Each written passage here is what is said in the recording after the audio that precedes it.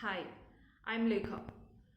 So, another topic in thought dimensions is managing a group of people, both personally and professionally.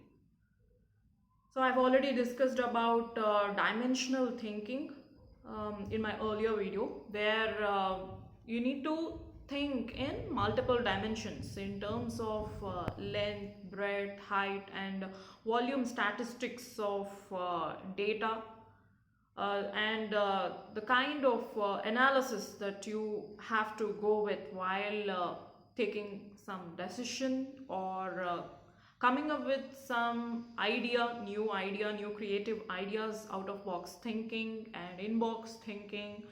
So for all those things we need to have a dimensional thought process to be followed.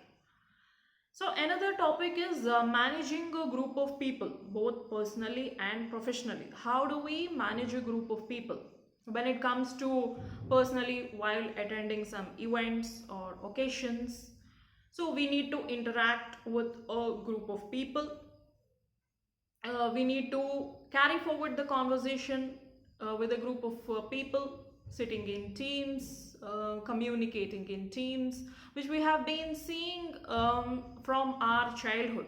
The kind of events, occasions that we have attended so far, we need to communicate with a large set of people, understand their thoughts, and interact with them.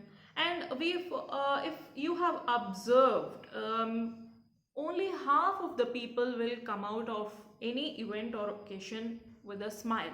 The remaining half set of people will be very disappointed or not happy with the event, or not happy with the conversation they had, or not happy with the interactions they had, either with their relatives or friends or the people around them. So what is the reason for this? The reason for this is they were not able to manage a group of people. So their thought process was not unique to make them come out of that event or occasion or any ceremony with a smile. So what is the reason for this, and how can they improve their thought process? So what is the thought process that is being followed by that half set of people who have come out of that event with a smile? And what is the reason for the remaining half set of people to come out of that event with disappointment? And what is the unique thought process followed by those people who were successful in attending the event and interacting with the people, networking, and mingling with the group of people or a group of teams during that event?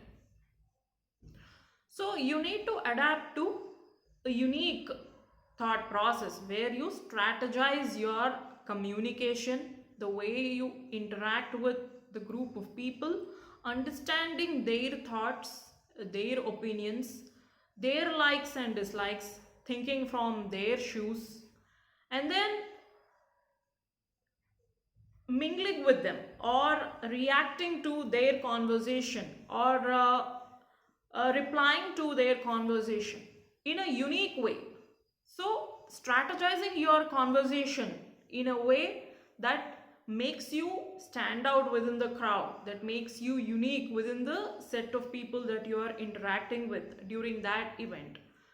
So, this is what makes you a unique person, that people will remember you until the next event, that people will memorize the conversation they had with you, or the moments that they had with you, or the memories, the kind of incidents that they had with you. So, all these unique things which is unique about you will make the other person memorize you and remember about you in a positive way. So that is what makes the person unique and memorable among a set of people, that all the people will recognize you and you have your own identity.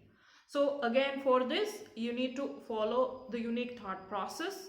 So I have defined the 9 stages of a unique thought process, which is the thought